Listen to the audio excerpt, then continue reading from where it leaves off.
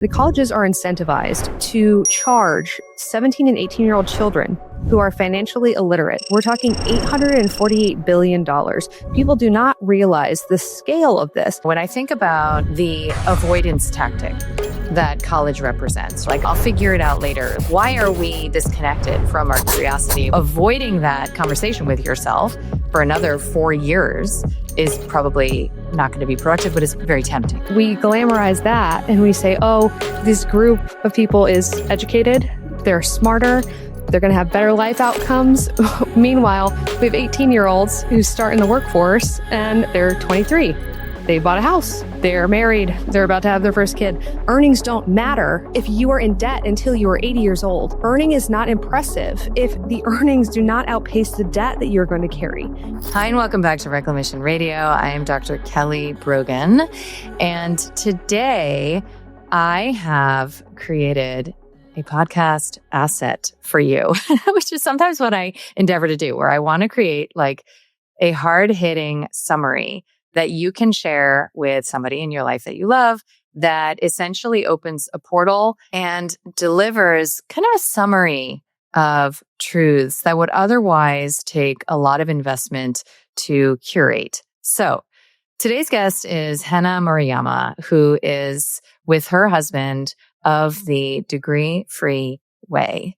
And what we talk about and explore and unpack in this conversation is essentially the myth of college education, why it overpromises and underdelivers, and what is an alternative, quote unquote, reclamation path for the 16 to 20-year-old, right? So what does one do if one does not reflexively go to college?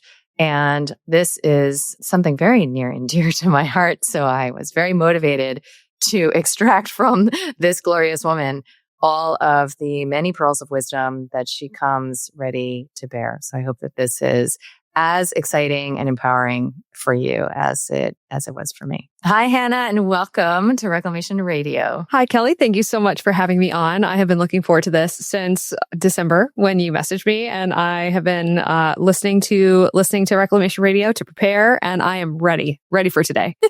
It's something to get ready for, apparently, yes.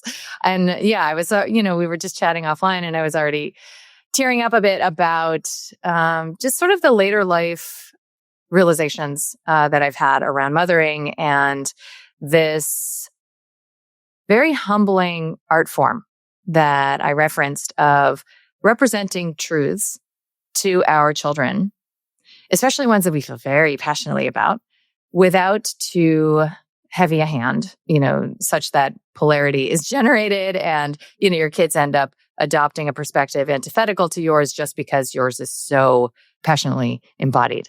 So this subject that we're going to explore and unpack today, which is perhaps summarized as the con of college, is one that I have been trumpeting for a couple of years. And I told you, I think I've already blown it a bit. Like, I think I've already come on too strong with my daughters, because when I started to learn about unschooling and homeschooling as somebody who has invested hundreds of thousands of dollars into my advanced education and training, I am, sort of potentially a living hypocritical representation of the stance that one should, abandon the educational system, right? And my daughters will often point that out to me, right? Like, well, but look, you're still working with your degrees and yada, yada. And my heart knows and can feel a dupe, right? And that's pretty much what I'm in the business of exposing in many different arenas. And I am excited that there seems to be a zeitgeist shift that you are a part of that is revealing the college experience. And I would probably especially say the liberal arts college experience to be, less reflexively necessary, right? Like in even my kids' generation, like they know teenagers who are not going to college. It's happening. The edifice is crumbling. And I know that, I shared my opinion a couple of years ago that I do not want them to go to college and that I will actually provide seed money for their entrepreneurial lives. I mean, these days I'm pretty much like, I will help you identify the perfect husband for yourself. That's what I'm going to do for you. Okay. so that he can provide and you can just enjoy your feminine expression. So the advice seems to be evolving over the years. But suffice it to say, today I want to unpack what you have come to conclude around college and alternatives and what that looks like as far as the way that you support folks in this arena. Before we get into that, I want to double down on your husband theory. I have a friend, Brett Cooper of the comment section. She just recently stopped working for the Daily Wire, but she and I had a conversation about what we believe, because she sees what I see as well, in that the academic industrial complex is no longer serving people. And the real reason, that the zeitgeist you're referring to is simply that the cost has gone past what most people in the middle class can afford. They cannot reconcile it to themselves anymore. And that is the reason for the vehement just reaction to what's being taught in colleges, what's not being taught in colleges, who is teaching it, and then the qualifications of the people who teach, and then not only the lack of qualifications, but the complete lack of ethics and the lack of scholarly behavior in the people who are held up as this academic elite scholar class. COVID, I think, exposed a lot of cracks here. Obviously, that was in a highly regulated system in the medical industry. And that when people start questioning people who have medical degrees, because one could argue that if there are people that should have college degrees, most people can agree that it should be doctors. And so when people start questioning the top echelons of legally required degrees, everybody else starts to be questioned as well. And so we start to question other quote unquote experts. And then it just creates a waterfall effect of people just being increasingly skeptical of what exactly is going on here. Who are we giving all of our young minds to? And then why are we paying so much money? And then why are these results so poor? And then why are they telling me that you'll make $1 million more, but all of the college graduates I know are underemployed or they're employed in something completely irrelevant? But I do think that you're right about the matchmaking. I actually think a massive result and a symptom of this complete abandoning of the college industrial complex is going to be people actually spending money on matchmakers for their kids. I actually think that that is a second order effect that will happen in the next 4 years. I think that's going to get way more common in like middle class families. I think that is going to come back in a big way, but totally irrelevant to that. There's like a mandala that you can start to zoom out and see taking form. And it has a lot of surprising ingredients. Trust me, I am often, talking about my feminist recovery journey. And this was probably the greatest plot twist of all, is coming to believe in traditional providership roles when it comes to, caretaking the home and family as the woman's domain and providership, protectorship as the man's. I mean, I would have taken great offense to that even, 15 years ago. So yeah, it is humbling. So I want to start out because I've consumed a lot of your amazing content, both through your podcast and just your, social media content. But I want to zoom out and start with sort of the conclusion, I guess, around how you would describe the college con. And then I want to unpack some of the myths when it comes to the social. This is a big one because it's the greatest objection that I encounter with my daughters. The social promise of college, the vocational promise, and then even some of the developmental promises that seem to be programmed into us as available only through, this collegiate experience. And then we can sort of move on to the truth of the matter as you and I see it. So yeah, what would you say in the current climate is the college con? Ooh, I love that you called it that too, because I actually have a draft of a piece that I was going to submit to the New York Post that's called The Great College Con. So really well done with that. There are a few different myths that are perpetrated. And the thing that you have to keep in the back of your mind is that when we are talking about this industry, it is one of the most profitable industries in our entire country. It is massive. We're talking $848 billion. People do not realize realize the scale of this. And the other thing is that because so many colleges are nonprofits, they think that nonprofit doesn't mean it's a business. They think that nonprofit doesn't mean they're out for cash. They are, just like any other business. Just because a nonprofit has to spend all of their money by the end of the year does not make it any less of a business. They just operate differently with cash flow and budgeting. And so once you realize that the colleges are incentivized to charge 17 and 18-year-old children who are financially illiterate. That is who we want. We want middle-class kids who don't understand the implications of the debt they're signing on and the fact that it's bankruptcy exempt. They cannot get rid of it. It will follow them until the ends of the earth. This KKR, which is a credit firm, they just bought, they paid something like $80 million over market value, $800 million over market value from a bundle of student loans that they bought from Discover, because they know that they can follow them and they can garnish their wages. They will get that money back. And people are just not understanding that what we're doing it reminds me a lot of the housing crisis in 2008. So if you've ever seen The Big Short, remember where they go and they're looking at all these houses and they're realizing that a lot of the realtors and the brokers are just writing multiple mortgages to anybody and there's no backing. It's the same thing, except there's no asset that can be seized by the banks.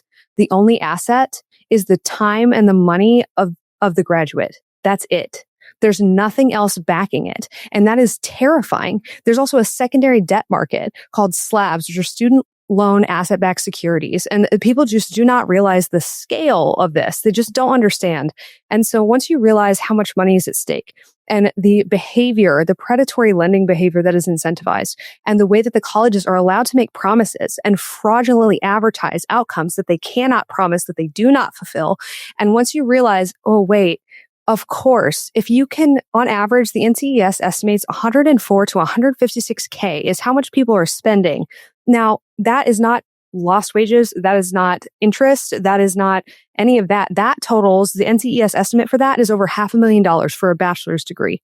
So we are looking at something that just massively impacts the generation that they're targeting. And when they target young people, it's on purpose because they don't understand how much money this is ultimately going to be. They don't understand how much time this is ultimately going to cost them.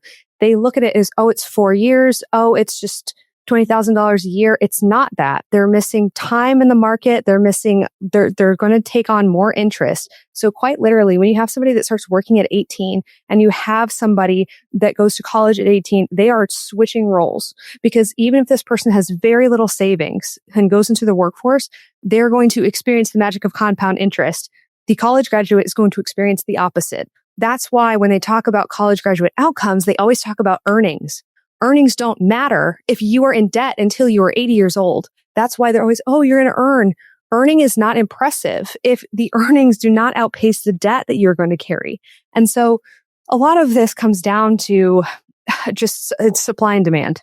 So back in 1965, and we're going to go into the history of this a little bit. So back in 1965, that is when the government started subsidizing student loans. It was the Higher Education Act.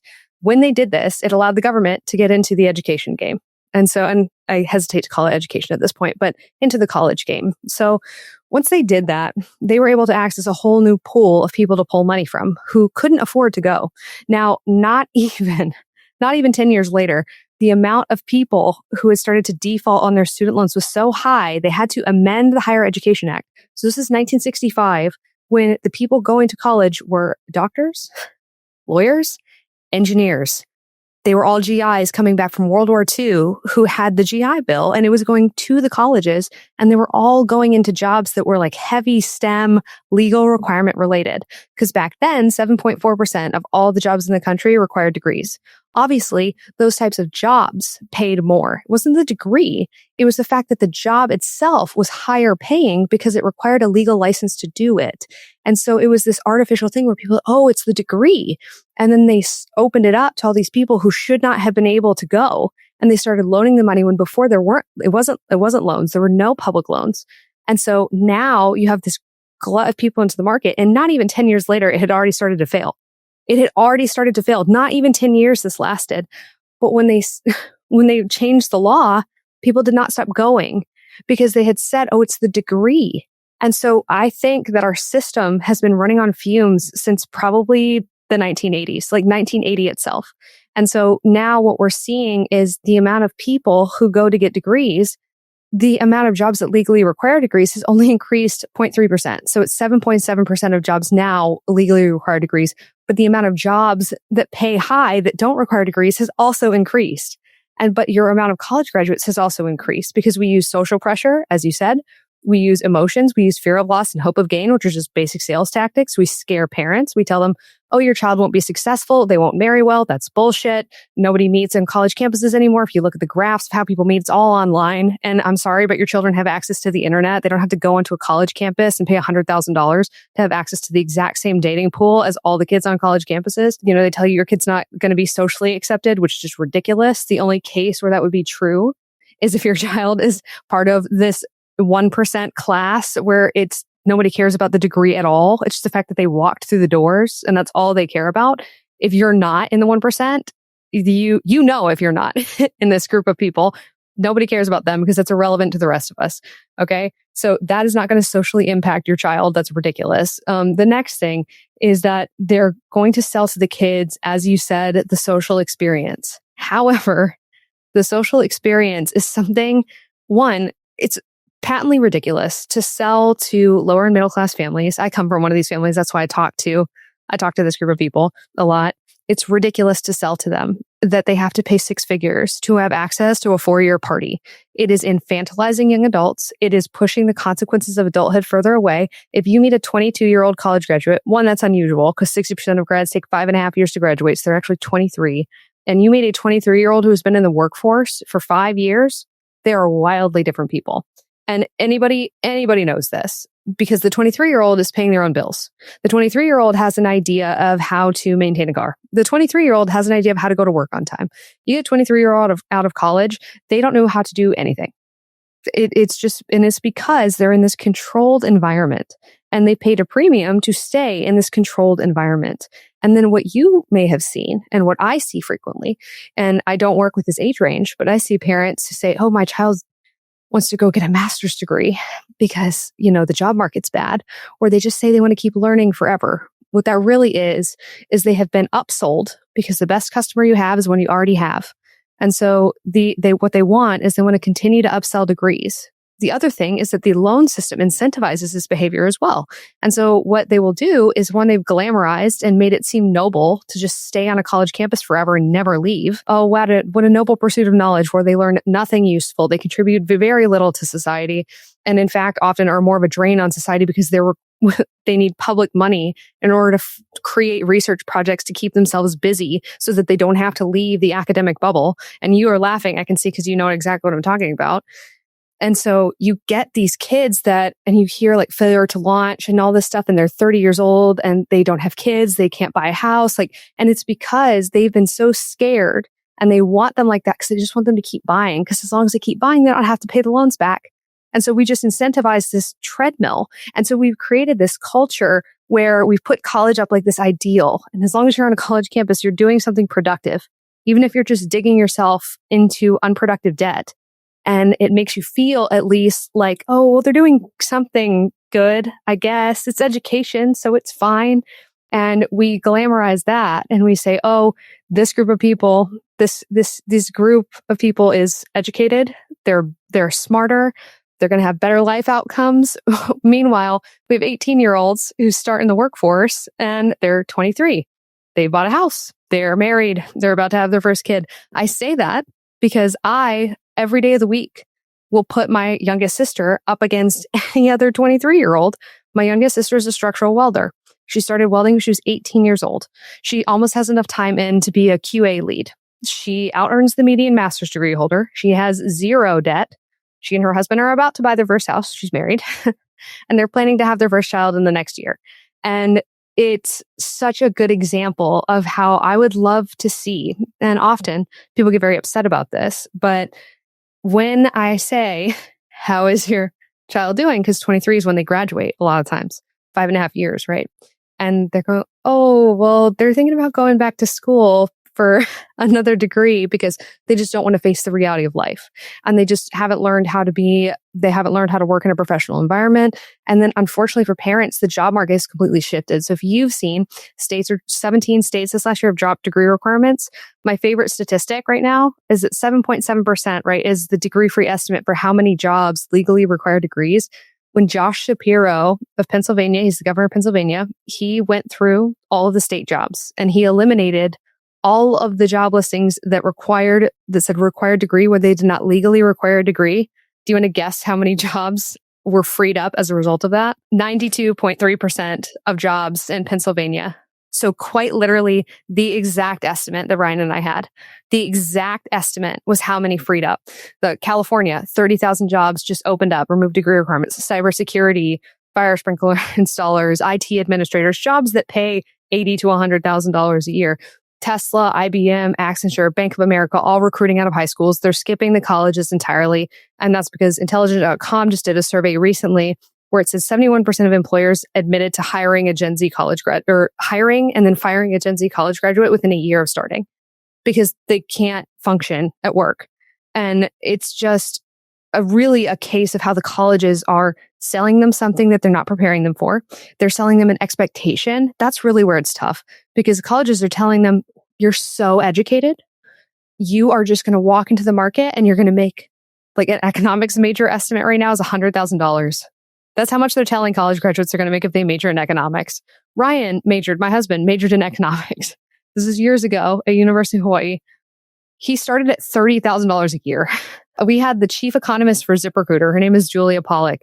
She had a PhD in economics, and she was offered $31,000 a year in New York City when she graduated. And they're telling these kids they're going to walk into a $100,000 a year job for a 4-year economics degree. And they're just ruining their expectations, ruining it. And they're telling them that they have to buy a degree to get these entry-level jobs, and they just don't. And that's the other thing, is so many of them are realizing they paid all this money to pass go.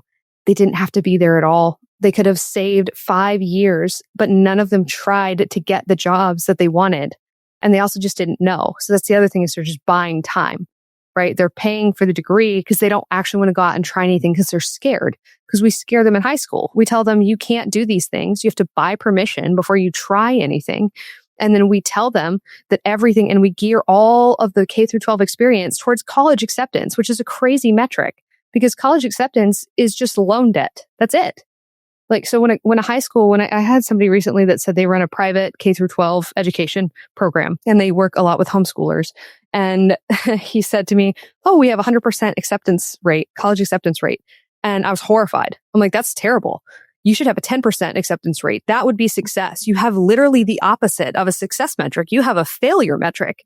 100% of these kids are going to college. That is way too high. So many of them don't need to be there at all. And it's unbelievable that that's still the success metric that so many schools are operating under, because it's measurable. So that's why they use it. But all you're telling me is that you funneled all these kids into a very limited menu of options. For example, the BLS, which is the Bureau of Labor Statistics, has 867 jobs listed in it, individual occupations. Now, that is the government's version of how many jobs are out there. Our estimate is that there's 3,000 plus because there's more every single day. They are not in the BLS. Colleges, your largest university only has 100 majors in it. And so you are now telling me that you're funneling these kids into one of 100 choices when there's actually, even the government says there's 867, when there's actually 3,000 and only 7.7% of them legally require degrees. It's when you start to look at it, you just go, what are we doing? And then it makes sense as to why our culture is in crisis. It makes sense as to why all of these, my generation, I'm the youngest millennial you'll get, why we feel like we're behind. We are behind. The average loan debt for somebody my age is $80,000. We can't buy houses. And then people go, I can't afford to buy a house. And I said, yes, because you spent 6 figures on a bachelor's degree. That is quite, and I said that and I got a ton of heat for it. But it's you only have so many $100,000 bullets. If you use it at 18, it's very unlikely you're going to be able to amass the type of money you need to have the down payment on the type of house that you feel like you want when you're 30 years old. And then they get all upset. right? And they don't want to move to lower cost of living areas. They get upset they can't live in Orange County, California, where their family's from, because they have all this student loan debt. And it's understandably frustrating. And there's inflation and there's other factors at play. But fundamentally, nobody wants to take responsibility for the fact that, hey, that was $100,000 bullet. I know the system screwed you. I know that's what they told you. But now I think Gen Z seems to be flipping that completely. They're very suspect. Yeah, which is amazing. It's been amazing to watch, like the critical thinking capacity that has somehow been reclaimed by Gen Z, at least in my experience, at least with my girls and their friends. I imagine that this is so validating for so many folks listening, because I told you, I think probably most of the parents listening are homeschoolers or unschoolers and are on that path of questioning the indoctrination camp that we call the educational system. I am very curious, therefore, about like unpacking the psychosocial dimensions of like what is happening here that is still like, where does the programming still have its tentacles? Because, when I think about the avoidance tactic that college represents, right? You alluded to that, like, oh, I'll figure it out later, like what I'm going to do with my life. Well, why are we disconnected from our curiosity? Why are we disconnected from our interests? Why do we have a very, corrupted sense of access to what it is that drives us intrinsically? It's because of the school system, because of the externalization of that and the how we've operationalized that and become, right, these like mini factory workers. So then this idea that you're supposed to like know what you want to do, man or woman, with your life, that is not accessible because of the disconnection that's been essentially installed for the previous 12 years. So avoiding that conversation with yourself for another 4 years is probably not going to be productive, but it's very tempting, right? Like I'll figure it out later kind of psychology. Then there's this idea of like the socio-cultural milieu, right? Like the sense of belonging, because I attempted to homeschool / unschool my girls in 2020 and 2021. And if I had a community I did have a community of like-minded women. However, if I had a community of like-minded women with same or similar aged children, both boys and girls, big though, I'm talking like 50 kids, I 100% could have gone down this path. Because I did not have that, I lost the war, and my kids ended up, going back to school because they had a longing to have this kind of community experience, social experience that is their birthright. Okay. So when we offer it later on, or maybe even like the peak of their like social curiosity, when we say you can go hang out in a big community and you can meet all of these similarly aged kids and you can enjoy and have fun and build networks and whatever, like how does it so irresistible? In part because the wound that has grown out of our fragmented nuclear family, if that, lifestyles is so gaping that this seems, it's like the allopathic remedy that you can't ignore, right? So like when I think about that, I don't know that the argument that my girls would have to go to college is like, well, I need a degree, right? So I think they probably would be able to hear you say there are very few career paths that actually require a college degree today. So you're not actually going to position yourself better than if you just get into the workforce. Plus, they see the business that I run. They know, I don't even literally know if my employees went to college or didn't. I don't care. I've never asked. Like, it's literally not relevant. So they understand, especially in the digital entrepreneurial realm, that this may not be super relevant vocationally. But I don't know how I would, again, because of the sociocultural programming and the wounds and all of the challenges that are built in and baked in to the structure of their experience, how I would contend with those aspects. And, all that I typically say is like, well, I literally have no friends from college. Okay. I also went to MIT. It wasn't like the most like social experience. But all of my friends are from other aspects of my life, and especially aspects of my life where I have more like modern day commonalities and, where we share an ethos. And I don't know, it's more than just like we went to the same campus for 4 years. Okay. It's a more refined like sense of overlap. But I think that that's the greatest challenge that I see, like, is how tempting a bait it is to imagine that you could have an experience of social belonging. And it's, it's sort of like structured in this very compact way. It's like let's say 5-year experience. And then you'll go figure out later, what the hell you want to do. And meanwhile, like you and I touched on this a little bit, but the disruption of the family unit and a woman's identification and role as mother is actually well seated by the capture of those very specific years, right? And then programming these young women that they should be, after that point, focused on getting their careers started, right? So that, I have many girlfriends in their 40s who are finally thinking about having kids. Okay, this is the product of that kind of prioritization that is not aligned with, the kind of values that I think a lot of us as women are coming to see as primary. So is there anything else you would like add as far as the social and sociocultural dimensions of this conversation? Yeah. So there's a caution and then the answer to that. So the first thing is that I think homeschooling and unschooling parents, I think, are a little bit less susceptible to this, but homeschooling parents specifically. And I say that because my mom homeschooled my siblings and I, because we were a military family growing up. That's probably obvious now that I say it. And basically homeschooling parents, especially like more OG homeschooling parents, fall victim to something. And that is they're trying to show outwardly that they're not bad parents and they weren't bad educators. And because of that, homeschoolers actually attend college at a much higher rate. And that's because parents are trying to justify the quality of their education of their children. So a lot, my kid got into Harvard, my kid got into this, and then they end up still having poor ROI. They end up still wasting a ton of time. They end up still. So the challenge to homeschool and unschooling parents is do not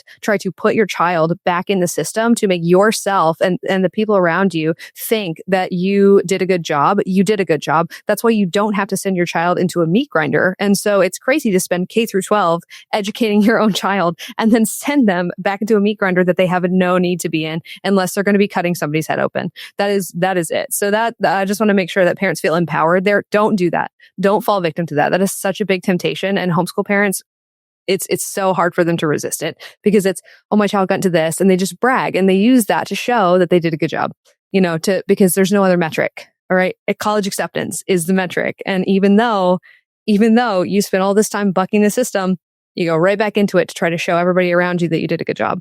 So you don't have to do that. So any homeschool parents listening, don't do that just because everybody else is doing it, because actually too, not everybody else is doing it. And that's the thing that should embolden people. Second is I believe that this concept of this whole extremely large peer group of all like-minded, or all like age is not good. Historically, that's not been how it is. You have a small group of 5 to max 20 kids your age. Even if you lived in a small town, you don't have that many kids that are your age. Even if you go to a small village or town school, there's really not that many kids. And so this whole concept of let me go and just be with that group of kids for 4 to 5 years, I think incentivizes a lot of bad behavior, a lot of infantilization, a lot of Peter Pan syndrome, I'll call it. And then also, it's just not reasonable. I think that as a result of choosing to send our kids into that environment, as opposed to sending them into entry-level work. And when I say entry-level work, I think a lot of people picture the trades. They probably picture welding, but I don't mean that. I mean, if your child signs up for let's say Pinterest. Pinterest has a really good software development apprenticeship program. They're going to be around people who are of a similar age, maybe people a little bit older. But if your child is young, then they're going to be with a group of people who are about the same age as them. So their peer group is going to be people who are trying to learn the same things as them in the same way. And so, for example, I have a young man who I'm working with, and he actually went through the launch program process, wants to go into audio engineering. He is going to Tokyo, Japan for audio engineering school. His family saved, I believe, upwards of $90,000 on what they would have paid for music school tuition. And he doesn't have to waste his time. He had no interest. He's been producing a ton of music on his own, very creatives with a lot of incentive always do well. They need the right environment. And so he did not need to go to a 4-year college to be good at that and sit through a bunch of 2 years of general education classes he didn't need. He's going to Japan because Japan produces a lot of music. He's going to rent a little apartment in Shibuya, and he's going to get on the train every day, and he's going to go work with a producer who's worked with BTS, which is this big Korean singing group. Like, he's going to get his name featured on stuff. He's going to work one-on-one with him to teach him how to be really, really good. Somebody who's produced for Apple, produced for amazing, amazing companies. And then he's going to come back in 9 months, because that's how long it takes to learn something like that. Even something highly technical with a lot of software and a lot of hardware and a lot of artistry to it. Then he's going to come back with this resume, with this experience. He's going to go through the program with a couple other people who are similar age, but not all 18, right? He doesn't have to be with a bunch of 18-year-olds to grow. And actually, he will grow faster if he is not around a bunch of 18-year-olds who are making poor decisions, right? A degree of, especially for young men, I think a degree of loneliness is not a bad thing. Like, not a lot of it, but a little bit is good, and a degree of being around people who are not all the same age as you. And that is going to lead to maturity. That is going to lead to learning. That is going to lead to being challenged. And so the community, I think when we talk about community, sometimes the definition of it is too large. And community is not thousands of people on a college campus. That's not, and also it's not real. It's fake. It's artificial. You're paying for it for 4 or 5 years. Whereas if you start working with people and you start being in a professional environment with people, you have a common goal, which is to improve or produce or work on a project or build something. And so if you were to start working at Tesla when you're 18, the people that you come up with are going to benefit you, and you're going to benefit them far more than a bunch of unrelated 18-year-olds who are in a college campus. Again, slightly outside of, I'd say, maybe there's 10 colleges where the network that you'll get if you're a startup founder, possibly, if you're maybe, I guess somebody could make an argument for that. If somebody has the cash available to do that, that might make a difference. Or someone could say that it might have been a contributing factor. I don't think you can directly link it back, because I think it's the 18 years prior to going to college that makes you the way you are. I don't think it's the 4 years you spend in college, because college is just white label kids who they think are going to succeed. Right? They just take bets. It's like saying, "Oh, you know what? He's a really good shot. Who is that? Steph Curry? Yeah. We'll take him. I'm sure it's having him on the Golden State Warriors that made him a good basketball player. Not the 18 years prior to that. Not the 20 years prior to that. So for people looking for community for their kids, just look smaller. Like, don't think that college is a substitute for real community, which is going to be diverse in age, diverse in experience, and then. If you're actually looking for that too, you can look at the numbers. Like, most college graduates or most college students have less cross-race, less cross-cultural, less cross-class interactions than they would in the wild, literally just walking around or working. So they're going to be exposed to less people. And that just leads, I think, to less wisdom in general. I just think that that's true. And so if you are looking for community for your child, entry-level work, and this could be anything. So have them work at a gallery in your town. Have them go to the Chamber of Commerce and see who needs an entry-level digital marketer. Your small business Chamber of Commerce, wherever you live, is a great resource. Amazing. There's so many business owners. It doesn't matter what they're interested in. If they're interested in a restaurant, if they're interested in like a local services business, if they're interested in modeling, you wouldn't believe the people that go to the Small Business Chamber of Commerce, wherever you live. Even small towns have vibrant Chamber of Commerce. That's a great way to do it. Toastmasters is another place that I highly advise everybody to send their kids. That's one of the top complaints about Gen Z, is that they can't look people in the eyes and they can't speak. So if you can speak well, something that I myself am trying to work on, if you can speak well in public to people, that's a huge superpower that will help your child network, that will help your child build connections.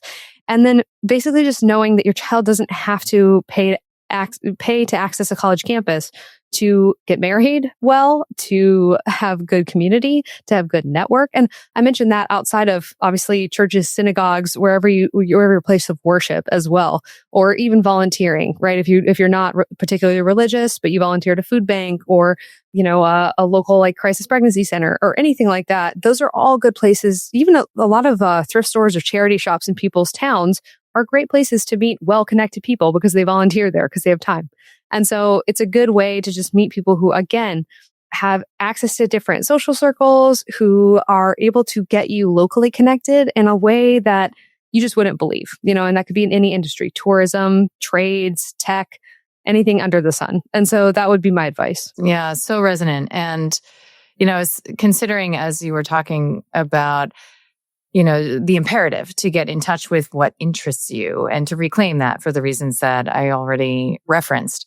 And also how you can't force that, right? That is a phenomenological experience where your passions and your interests can come back to you. They do. I mean, as we have discussed, I was indoctrinated to a high degree, and my like autodidact, right? Like my intrinsic motivation was ready and raring to go as soon as I connected to my own dharmic path, if you will, right? And I taught myself more, from 2009 until today than I could have possibly memorized in the previous, decade and a half.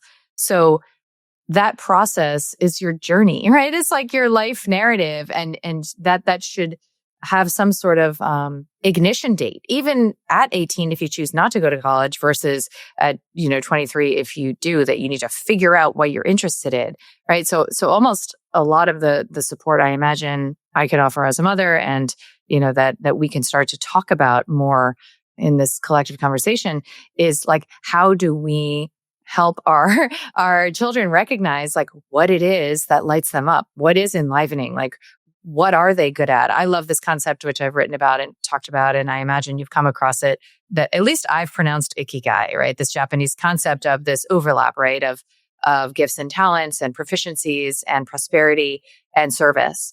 And, that is available to each and every one of us, I think is the case, whether you are a primary breadwinner or you're just, playing with the expression of your creativity for a commodified product or not, right? You can have this experience of that overlap. But how do you get there? How do you get in touch with it? How do you discover it? I imagine part of it is experiential, right? Like until you actually try something, go have an internship, go volunteer somewhere, like see what it's like to work in a jewelry store versus, for Zoom or for Pinterest, right? Can't possibly start to activate that, right? Like there must be something we can do. What was something you were passionate about when you were 18? If I look back, right, in my education, because I'm second generation, and I was also, how do I put this delicately? I was incentivized extrinsically to perform academically. And so I never had any sense of any of it being interesting to me. Literally any of the academics that I was like a 4.0 student my whole career. Okay. And so I had no relationship apart from one thing, which is interestingly probably still one of my greatest passions to this day, which is writing. I've always loved writing, and I've always been good at writing. I've also always loved dancing, and I've not always been necessarily good at it. So, right, like I could also sort of tap into like, oh, that's a hobby, and this is something that, could translate into, some sort of life support. But then, I was like, oh, but, writers don't make money. And so there's got to be, some other STEM related stuff woven in there. And of course, my feminist self was like trying to prove that I could do it. Men could do bleeding kind of a thing. So it was a perfect storm. But yeah, I would say if there was one, it was like a smoldering ember, just like wanting a little glass around it the whole time, it would probably be writing. I think that this is probably one of my more controversial takes. And that is that we are placing entirely too much weight on teenage passion. We choose one of two ways. There's two traditional ways to choose careers right now. There's passion. And I think passion and interest are conflated often, and I'll explain the difference between the two of them really briefly. And the third one is going to be career. So career, you can pick career first. I'm going to be a doctor. I'm going to be a lawyer. I'm going to be a nurse. I'm going to be a teacher. Most kids can only name about six to 8 jobs, but really they can't really think of very many. And so actually, this is an exercise we do in our book, The Degree Free Way, but we have people think through how many jobs can your kids actually name. Some of them cannot name very many. And that's all they can pick from. If they don't know a job exists, they can't go after that career. And then they definitely can't work backwards and figure out what the entry level version of that is. And then if they can't do that, they definitely shouldn't be buying a college degree too. So if you can't go through that exercise with them, they have no business spending money buying a degree. None, until you guys figure that out. Like that's a huge problem. But then picking, I think, passion and interest, especially with parents with creatives. And I'm going to say this: I myself got into a chartered art school. I'm a fairly decent sketch artist, not police sketch artist, but just charcoal. I took some lessons. I was like I said, I got into a chartered art school for this, and I did some commission painting when I was a little bit younger.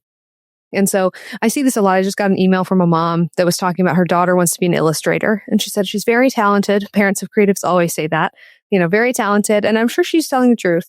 But then she said she wants to go to art school because she doesn't want to, she thinks she needs a degree to be an illustrator.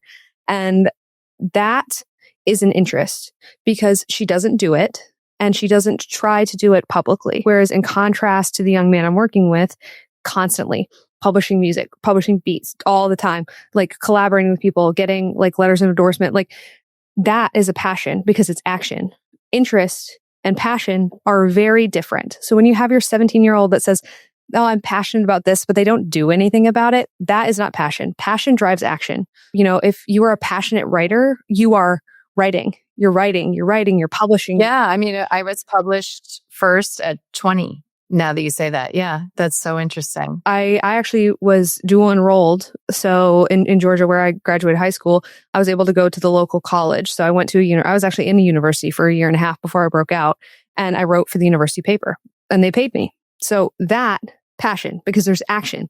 Like I took extra steps to write, right? Steps that other people don't take. Interest is I like to write.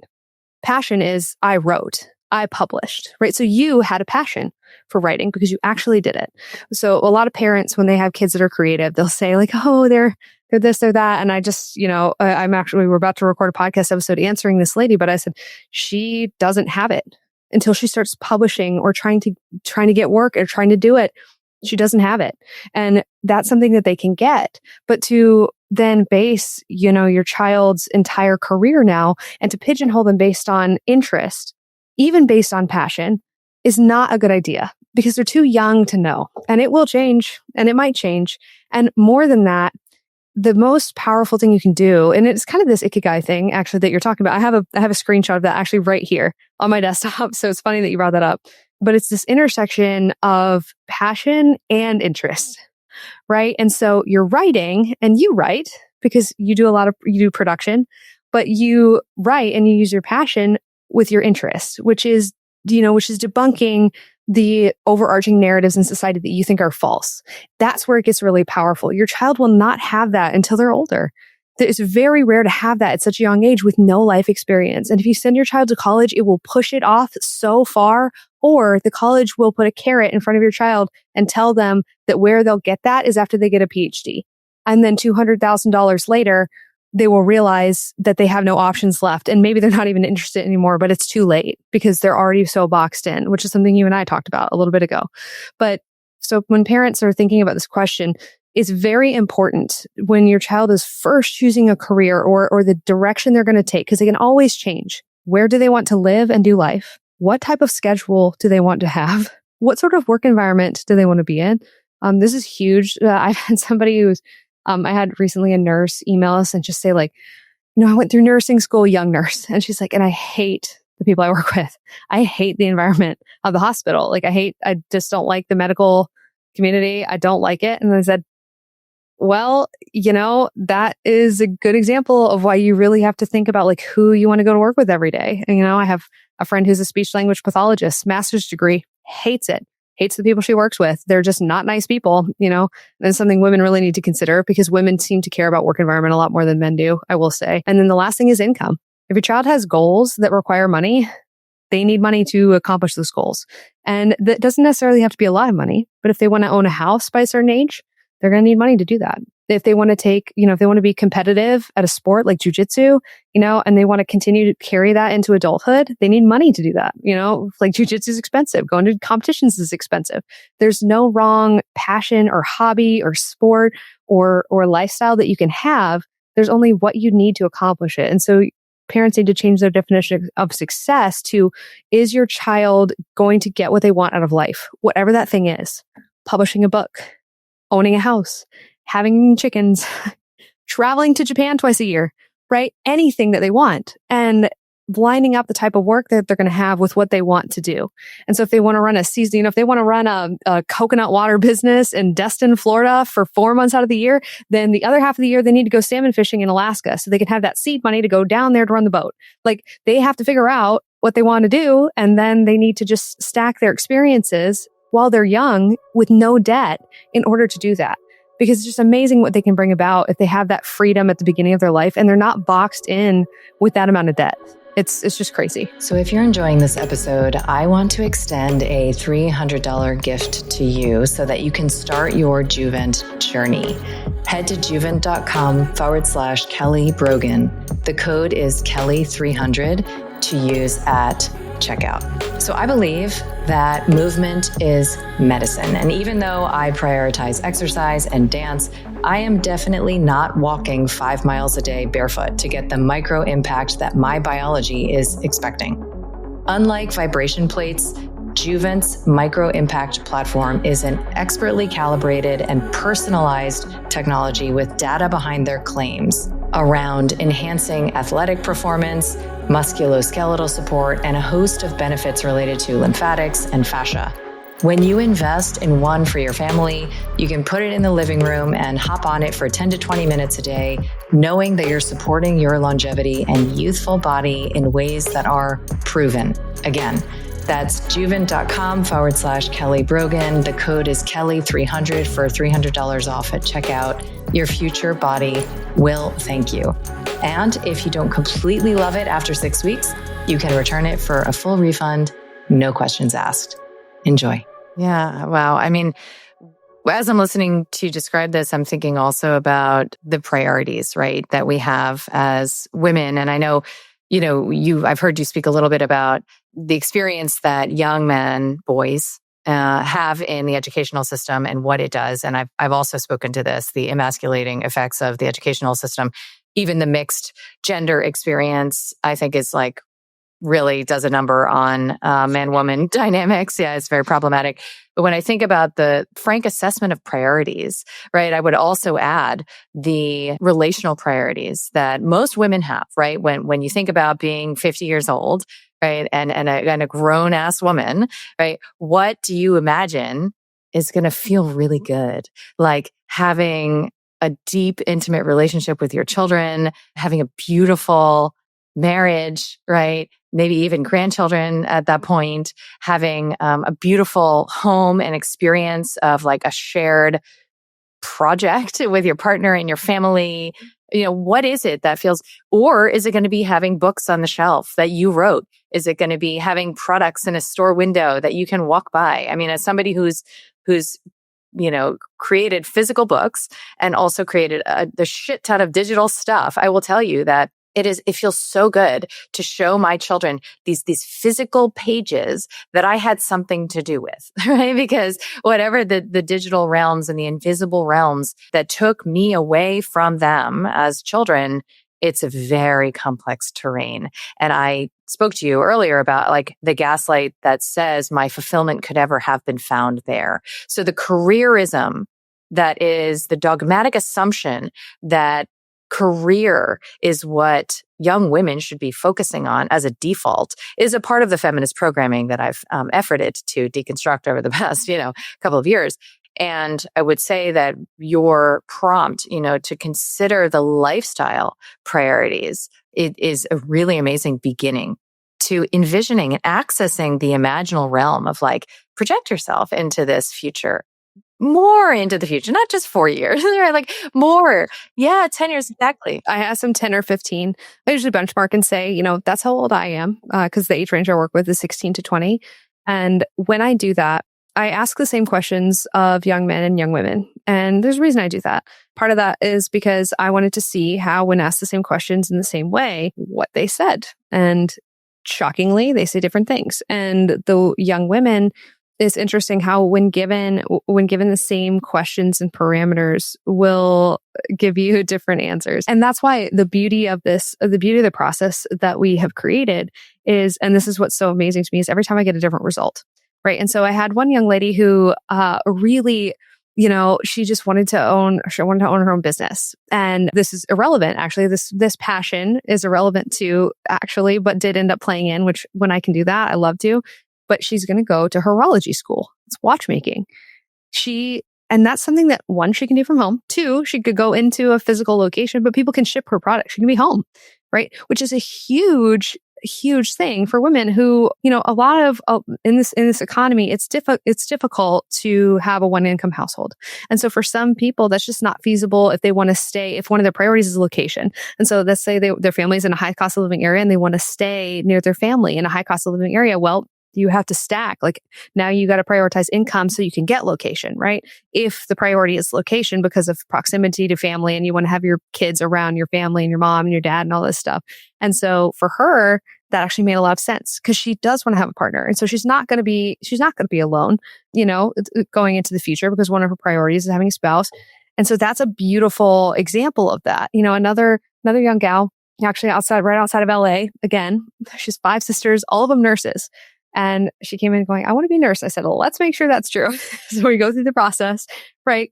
And she did end up still consistent at the end. And she had actually shadowed and done a lot more work than most people her age had done.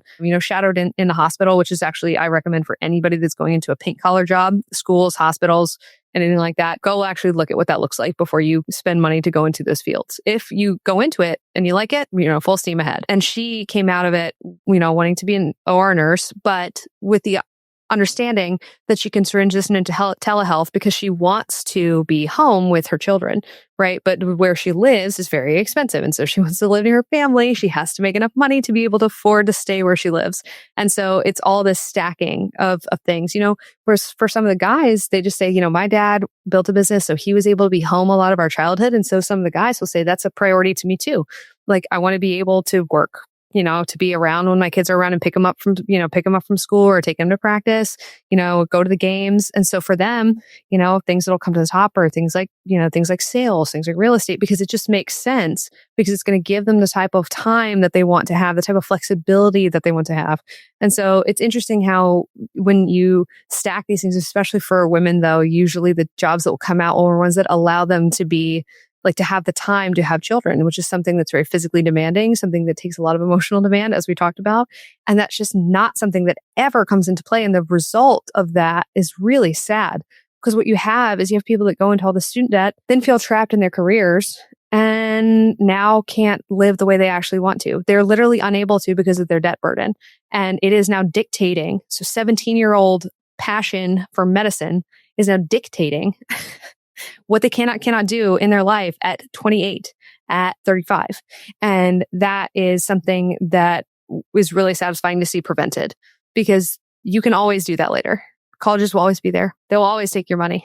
Like you get to 25 and your brain's fully formed and you're sure, go for it. I don't think anybody should be able to take out student loans till they're 25 anyway, but that's basically the method is just stacking these priorities and just seeing where it shakes out and being really objective about it. It's hard as a parent to go, oh, don't you mean this? Just let them talk and just see where things, see what they say, see where they land and then try to think about what will enable them to have those things, schedule, location, income, and work environment, depending on which one is. Work environment's good for people who have physical disabilities. That's something that comes up a lot. I've worked with people who have been, had cerebral palsy or issues where they're just not able to be too far away from their parents. And so the type of work that they have is going to have an impact. Like they're not able to physically do certain things. So work environment can kind of rise to the top, but everybody can find a fit. So if you've followed my work for a while, you know how seriously I take ingredient integrity. And that's why I am so excited to partner with Equip, because their prime protein is unlike anything else on the market. It's made from just a handful of real food ingredients, so there's no gums, no quote-unquote natural flavors, no weird additives, no pea protein, and there's not even whey. It's just grass-fed beef protein, which is rich in collagen, gelatin, and 9 essential amino acids. So it's nourishing, it's gut-friendly, and it actually tastes amazing if you're into the natural flavors like cinnamon or chocolate, vanilla, or coffee. I personally love the unflavored because I put it in my morning beverage, and it's become one of my favorite ways to support my workout schedule and my training at the gym, especially when I want something fast that I can feel good about. They also third-party test for toxicants like heavy metals, glyphosate, and microplastics, so you never have to worry what is coming along with your protein. Head to equipfoods.com/Kelly Brogan to get 15% off your order. That's Equip Foods, EQUIP wholefoods.com/Kelly Brogan. If you care about real nutrition with real transparency, this is the brand to trust. Amazing. I'm so grateful, that you offer, you have books and support system and methodology for unpacking, this journey and really repaving like a path, right? Because we long for that guidance and direction as like a surrogate for whatever it is that is offered by this more orthodox approach. So I want to selfishly end on this note. I'm going to put you on the spot, which is that if you had like a minute or two with my daughters, who are obviously, they're very used to thinking outside the box. It comes very naturally to them. They've seen me challenge a lot of paradigms and, that they're not open. And they're also not, right? Like the folks that I would refer to you are like already baked, ready to go. They just want the support, right? Like that gentleman you supported in going to Japan. I think that is who, in the coaching world and support world and guidance world, it's always best to work with people who've already come to some sort of intrinsic realization. However, right, like I'm not in the business of like persuading. And like if you were to talk to them for a minute or two at this like very, very vulnerable moment where a lot of the programming is seeping in about like, oh, well, when I go to college or who's going to college or where would I go to college and whatever, and not for nothing, their dad went to Harvard. And so they have, and so did my brother. And, they have this kind of like, whatever that old world. I mean, now I think of these as like, woke indoctrination camps, like that you literally pay for. Wow. So it couldn't be less appealing. And it's fading, but it's still there. So what would you gently offer for them to consider at this moment? Like if you had their ear for a minute or two. The biggest thing that I advise parents to do with this age is to do vocational creativity in real time. And that is to, products that they use, and that could be makeup products or digital products, and say, oh, that's a job, and figure out what the job title is for whatever that thing is. So if it's a character designer or a landscape designer for a game that they play, just tell them that that's a job that they can do. The next step there is if they show interest is to go to the next step. So for instance, interested in illustration, that one's really common with young girls right now. Super common. I hear that one all the time. And I would say that School of Motion is a really good opportunity. So that's the other thing is I think parents need to know, go online, and education. College is not a synonym for education. Never has been. Never will be. Nobody owns education. Nobody can paywall it, especially not colleges and universities and the people who run them. Most of all, they're the least qualified to do so. And so you as a parent feel empowered. It is 2025. You can find things all over the place. They're interested in sustainable agriculture. Send them to, and this is something where I don't think people realize, but the amount of money that you're going to spend and mentally reclaiming that educational spend, $104,000 is a lot of money. You can do almost anything with that in a much shorter amount of time for much higher quality. So let's say your child's interested, in vineyards or something, he has some esoteric interest or cheese, right? You can send them to Italy. I'm not kidding. For a fraction of what you would pay for a college degree. And for a year, you can send them to these really intensive, amazing, and this is something that I vet these options for people. So I just know that there's a lot more. You can send them to Ireland to like cookery school that'll teach them like farm to table stuff that they want to start their own restaurant. You can send them to, they want to learn a language, right? There are packages for $7,000. You can send them for 3 months to learn how to speak, full immersion to speak a language. Then come back fully ready to take language proficiency tests, to be official translators. Like a good example of somebody I know that just hired a Japanese language tutor and then took the JLPT as the Japanese language proficiency test. And you can study enough to take that to a business level. When you get to a business level, and it doesn't take that long, several years of study, especially for homeschoolers or unschoolers, your kids can go into sales. They can go into all kinds of international. It's just amazing what's out there, but just reclaim you have all this money that you're going to spend. You're going to get a subpar result. You are going to get a subpar result for a premium. So how about for a quarter of that cost, you try to get a much better result? Because let's just take a quarter of it, $25,000, let's say $30,000. The amount of experts that you can hire for $30,000. If you want your child to be an Olympian, go find from 5 years ago, find the runner-up on the bronze team and hire them to coach your child. Like, I don't think people understand what's out there that's just so far superior to college. It's just not even close. Like, college cannot offer the type of education that is available in the private market, but you have to look for it. And so that is where you, as a parent who's in tune with your child's interests, like they want to learn how to paint, go to the local gallery where you live and see if they can work. They want to go into, have you ever seen those clips of Sotheby's, the auctioneers? They train those. Those are apprenticeships. You can find people, they can go working at these art houses and be around this amazing works of art, all these collectibles, all these antiques, all this history, and they can learn that and they can be in that world and then they can move up in that world. And that's so much more interesting if they're real about it than college. And once you get them into it and you get them a taste of what it's like and the independence and the wide age range that they're going to be around, as opposed to a bunch of 18-year-olds that by the time they get done actually experiencing life, they'll just go, I don't want to do that at all. That's uninteresting to me, right? To sit through a biology 1100 class, to sit through a sociology 1100 class where they're told that they're racist, or they're told that they're privileged, or they're told that whatever their most recent ist that their tenured professor, who's got $150,000 of student debt is telling them that they are. It'll be insufferable to them. Like, even if they decide to go and you don't co-sign the loans and they go anyway, they'll just go, oh, this is not interesting to me. And so that's how you can, it's allowing them agency. To the earlier allow them agency in the area that they're interested in so that they can tell if it's their passion or not. That's where you're going to get outsized results. And that's just creativity at the beginning. It's like, oh, that's this. But that's this. And don't tell them to do it. Just tell them it exists. Yeah, exactly. Well, that's guidance. That is guidance and support. And I have a girlfriend who has a freshman in college right now. And actually the price tag is $90K a year. Oh yeah. University of Miami is like, I just read it. They're $95 a year, University of Miami. And do people really, and this is the thing, is like, I'm sorry, but as a parent, do you really think you're about to get $500,000? That college degree all in, by the way, we've done these calculations, is going to cost almost $1 million. Do you think that $1 million bachelor's degree is worth, not you, but does she really think that that's going to get them that amount of value? Even if you do have the cash, right? Because some people have the cash for that. Even if you do. Also, your audience should know that if you have cracked this and you're just starting to suspect everything that's going on, you can roll your 529 plans into Roth IRAs penalty free as of 2 years ago.